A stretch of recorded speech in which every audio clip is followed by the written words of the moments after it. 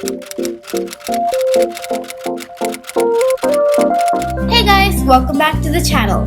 So, the use of plastic is constantly increasing. Instead of throwing away or burning this plastic, why don't we upcycle it into gorgeous decor pieces and get creative with it? And that's exactly what we're going to do today. Today we're using milk packets to make anthurium flowers.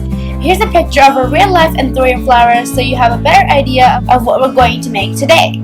Firstly, you have to cut out your milk packets into rectangular pieces and then make sure to wash it well with soap and water and leave it to dry. Next, you want to get your dried sheets of plastic. First, you have to sandwich the 3 plastic sheets in between a sheet of cotton or even just plain paper.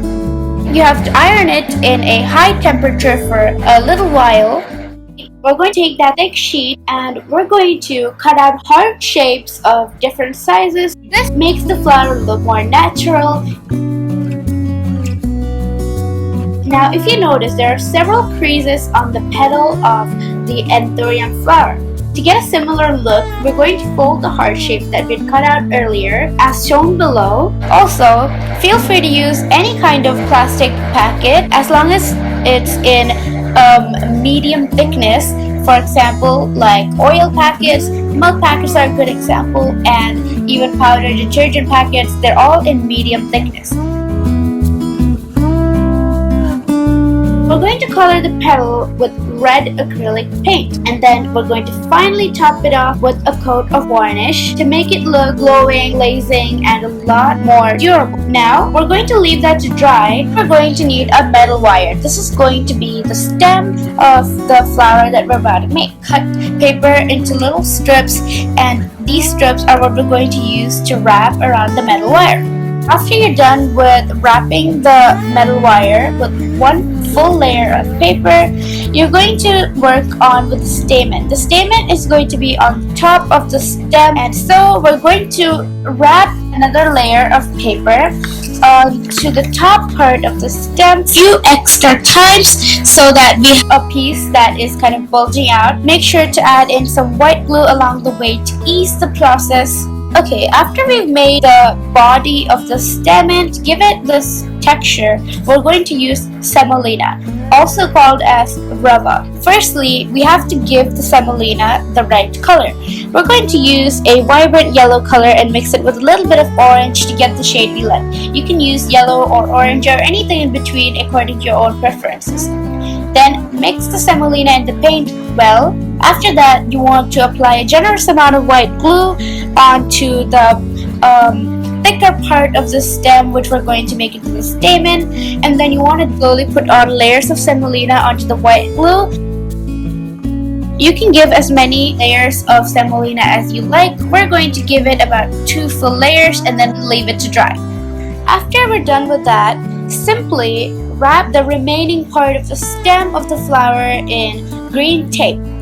Before we move on to the next part, we want to give the stamen a final touch. So varnish is really helpful because since semolina is a food product, a coat of varnish keeps the stamen protected from insects who might try and feed on it. So after you've done giving a final coat of varnish to these stamens, you can leave it to dry. We have aligned each stamen that we made earlier with 1 red petal each. So now, let's put some hot glue at the corner of the red hearts and hold down there for a second so that it is sticked really well. After we've sticking them together, all we have to do is kind of shape the petals out a little, and then we can get into making the leaves of the flower. Once again, we're going to combine 3 sheets of plastic like we did in the very beginning to make this one thick sheet, and then we're going to cut out a considerably bigger sized leaf or parts.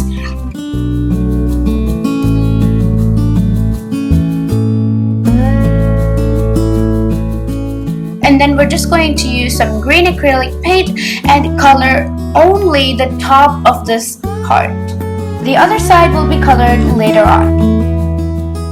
Now, we're going to stick a metal wire to the leaf using tape. You can use any kind of tape as you like. If you're using thin tape, then put about 2 layers. After that, we're going to wrap the metal wire in strips of paper.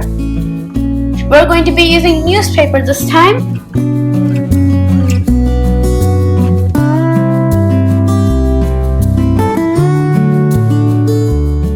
Then we're going to wrap it in green tape.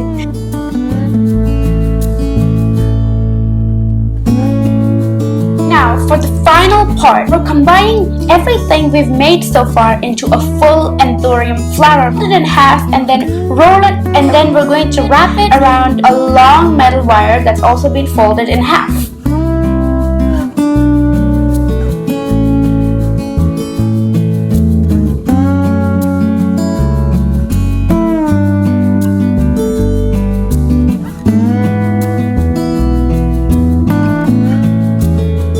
After bending the leaves for a little bit from the stem, we're going to attach that to the base. Then we're going to go ahead and also attach the flowers to the base.